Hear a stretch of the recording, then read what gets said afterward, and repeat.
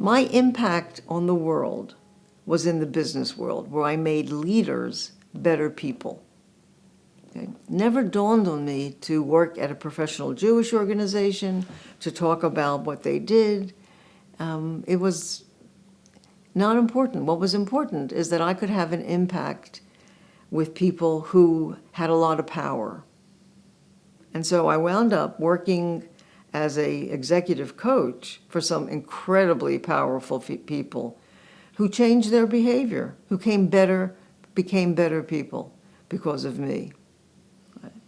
And it wasn't until afterwards, later on, after my mom died, that I started thinking about what they went through and what the legacy they left for me, my sister, my brother, the granddaughters, and ultimately the 6 great-grandchildren. My mother was a smart woman. She was the oldest of 7, and she was in school. She wanted to be a dentist. I don't know whether she was in dental school. I don't know what exactly she did. I do know that she was a scout. And believe it or not, we have pictures of her before the war. She was engaged to be married. And the man that she was going to marry decided in 1938 he was going to smuggle himself illegally into what was then Palestine. He asked my mother to go. She said no. Okay. Obviously, the Germans invaded Poland in 1939. Fast forward many, many years.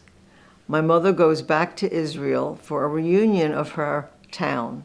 She had heard he was killed during the Israeli war. He had heard she was killed in the camps. And what the shock of seeing the two of them together. Okay? And what else he did is he had saved all the pictures of my mother's family. So I do have pictures of my mother's 4 brothers. I have pictures of her sisters. And we actually have a picture of her mom, whose name was Dina. Okay? So then the war broke out, and she talked a little bit about her life, like in Bergen-Belsen, which was an all-female camp. And later in life, she would say that she had typhus. And so did Anne Frank, and so did Margot Frank. So I said, did you know them? She said, Anne Frank died before I got to know her, but I knew Margot Frank. My mother was very close to her one sister, and in fact, there was a story that my mother tells that she and her sister were in line to get a shower, and the Nazis stopped the line right before my mother. So my mother's sister died, and my mother survived. Okay. My mother, every once in a while, I would ask her a question. I have a brother who's 6 feet tall. My mother's tiny, my father was tiny, and I said to her, how does Jules get to be that tall? Were your brothers tall? And I never saw my mother cry. And at this point, she turned to me. She was standing at the sink. She turned to me and she started to cry. And she said, I don't know. They were killed before they grew up. And I said, did you know how they died? And she said, I saw 2 of them hanging from a tree in the ghetto. My father had it much rougher. My father was born in 1908. He was the youngest of 12 children. Sometimes he says he was the youngest of 14 children. He never saw his 2 oldest sisters. Okay, one of them went to London, and another one went to the United States. Okay. When he was 10, his mother died. Okay. And at that point, he went to live with one of his sisters on her farm. When he was 16, he went to live in the notorious Ronkowski orphanage in Lodz. Okay. From the time that happened to the time the war broke out, I know virtually nothing about my dad. What I do know is he was married, and he had a 2-year-old child, and we found out from the paperwork that I had an investigator look at that his wife was pregnant. And I will tell you that he saw his child and his pregnant wife killed in front of him. So, in the 1939, he did not go to a camp. He was a Bund member. And if you know anything about the Bunds, that is a socialist organization that believes that, not communist, socialist, that everyone had a right to a good life, to be cared for, to good food, to health care. Right? The Nazis thought he was a prisoner of war. So they put him in a prisoner of war camp. And from there, he went into a sub-camp of Auschwitz. And then from the sub-camp of Auschwitz, he went into Auschwitz. Okay? And he did have the number on his arm from Auschwitz. Okay. I will tell you, and I just found this out recently, that he thought the reason he survived Auschwitz, he was there for over a year, is that there was another camp called Gross Rosen that he went to. And Gross Rosen didn't have any Jews. They had killed them all, but they wanted to build an ammunition factory. Okay? So they needed Jews. My father worked at an ammunition factory in Auschwitz, and he was then transferred from Auschwitz to Gross Rosen. Okay? He went to several other camps, and the final camp he went to was Dachau, where he was liberated. My father was very musical, he was funny, he could whistle. He was a tiny man, and he would say, one of the guards would give him an instrument, like a banjo, and he would play the banjo, and he would get extra food for that. I'll tell you another anecdote. My mother and father went to Florida for a month in the winter. My father's about 70 now. And there's this man walking around the table where they were eating at a restaurant. And he keeps circling the table. And my mother thinks he's in his 50s. He's younger. And finally he comes over to the table and he says to my father, "Are you Roman Lichtman?" And my father says, "Yes." And this man says, "You don't remember me, do you? I was the 16-year-old boy at Auschwitz, and you gave me all your food for 3 days." And then my father looked at me and he said, "But I thought they had killed you." And he said, "No, I was transferred out, and I never forgot the man who saved my life." That's who my dad was. My father never talked about it, never talked about the number on his arm. The only time he would talk about it is he wouldn't eat any green vegetables because he said he had eaten too much grass during the war. Okay? My mom knew his stories, so anything about him, anecdotes, and there were several incredibly moving anecdotes she knew. I think what they did for us by focusing on the future, focusing on, the message was, in this country, if you work hard, do well in school, and were kind, you could do anything. And we believed it. All of us got scholarships to college. We all did well in our businesses. And now the grandchildren, the grandchildren did really well. And they knew my mother. They didn't know my dad. I think they did a service to us. They did us a favor by talking about how amazing America was and what we could do here. I don't think it was a happy marriage. Okay. I think my mother wanted somebody smarter. My father never learned to read. My mother learned English quickly. She read newspapers. She never read books. I think I knew what I wanted was a equal partner.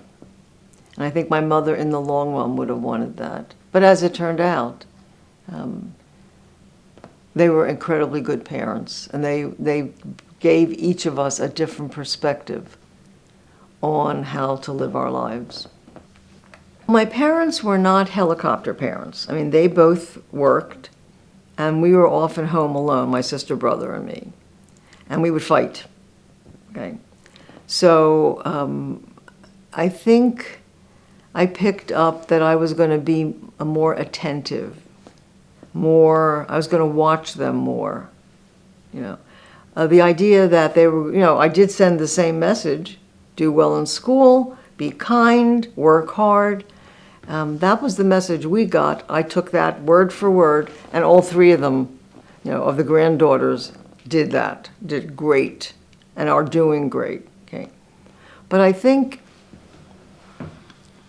a lot of it was they really trusted that we could make it on our own, because they were busy making, you know, being a tailor, working in a bakery. I mean, they didn't have the luxury of hiring nannies. We took buses ourselves. You know, we came home by ourselves. And I think it taught me a little bit to let go, not to be I said I was a drone parent, not even a helicopter. I was like there, I wanted to know everything. To sort of step aside and let them experience independence a little bit, you know. Because again, remember, I'm anxious, so if I let you experience independence too much, I'm going to worry that something will happen. So. I didn't want to know a lot when I was younger. I, as a 5-year-old, could speak English. As a 10-year-old, I was the caretaker. So when my dad had a doctor's appointment, I took him. And I remember thinking, I'm 10 years old. I shouldn't have to do this. And we were what today is probably an oxymoron. We were poor Jews, right? We lived in North Philadelphia, then we lived in a housing project. We're the only Jewish family in a housing project. So I'm going to be honest, I was ashamed that my mother never wore pants. I was ashamed by the food she made. I mean, you know, how many of you have eaten lung, you know, or calves' feet? Okay. Now, I think they're delicious, but the point is, other people didn't eat that. We never had pizza, never had sandwiches. So for me, at some level, the less I knew, the better. Okay. Looking back now, I feel embarrassed because I was really embarrassed by them.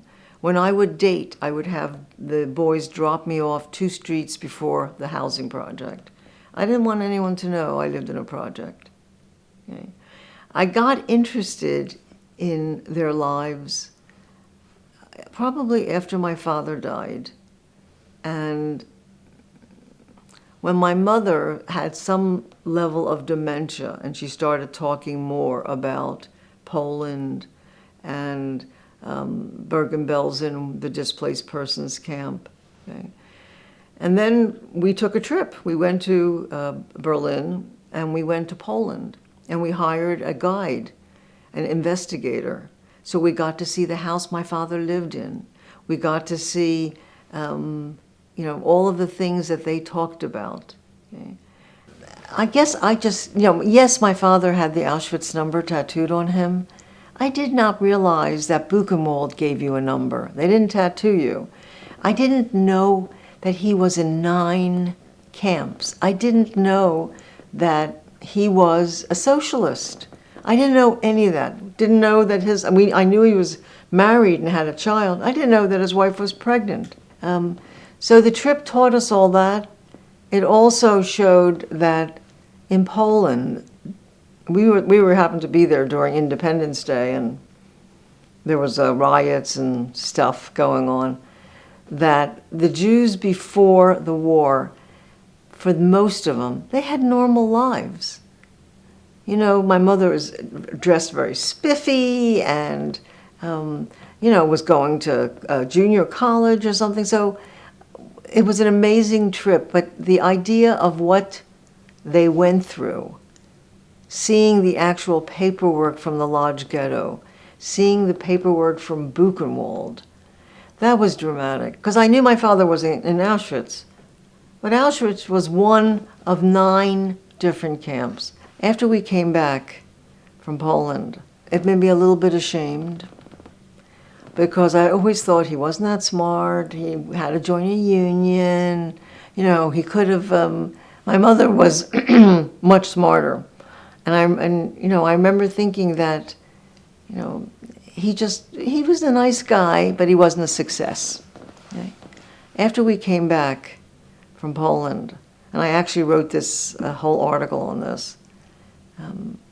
He wasn't a success in the business world.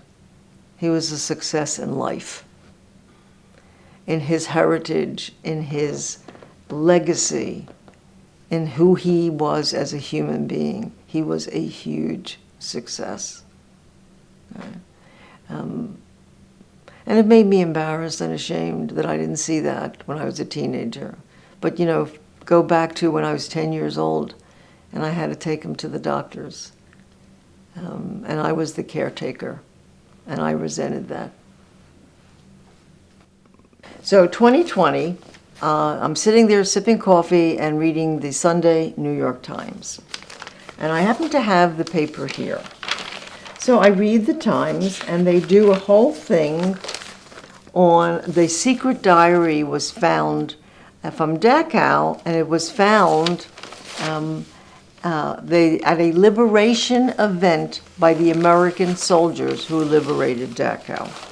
So I am reading this, and all of a sudden, I see that this man right here is my father. With his mustache, tiny, looking serious, in the front, Roman Lichtman being liberated from Dachau. Dachau was the first of the concentration camps. It was the last to be liberated. I did tell the story of that the first black man he ever saw was a U.S. Army soldier. The Rainbow Division of the 42nd Infantry liberated Dachau, where he was. And for the rest of his life, he saw black people as heroes. Okay? So if someone made a derogatory comment, he would stand up for them. When he was in his late 60s, the Khmer Rouge from Cambodia were killing people. And there was a boat filled with Cambodians that was turned away from America.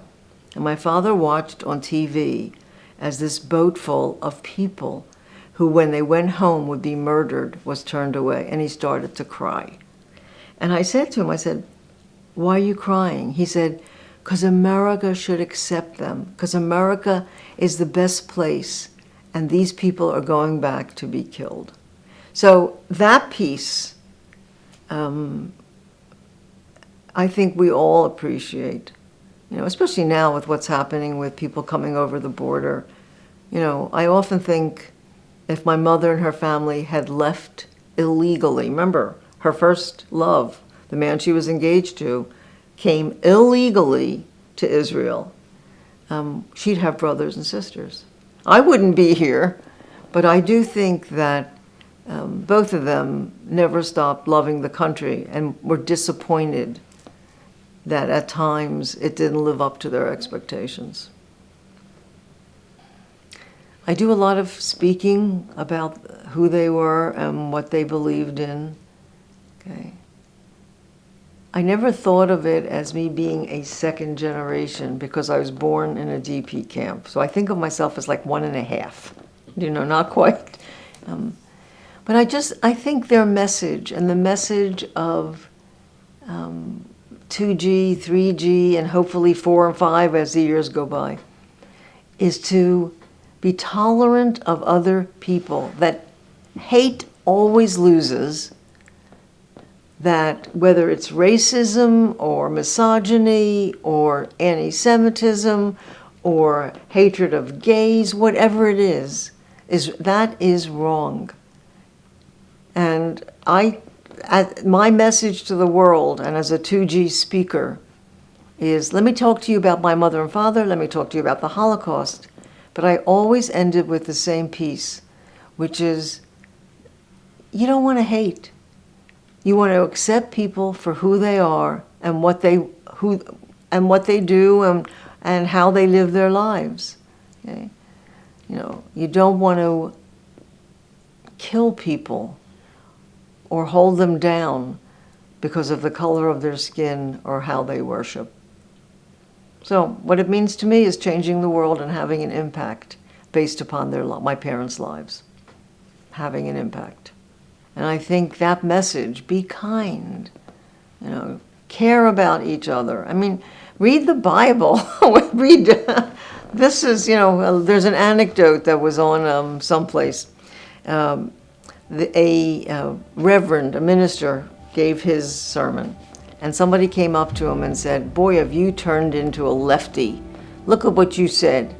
And the minister turned to him and said, "I was reading you exactly what Jesus said." Exactly. Okay. So I just think the idea of be kind to other people. You know, just again, hate gets you nowhere. Being mean says more about you than other people. You know, this is a time where the world is, the parts of it are not in a good place. And I think if all of us felt that acceptance, it would be better. So be kind, work hard, do good in school, and accept that people are different, and that's okay.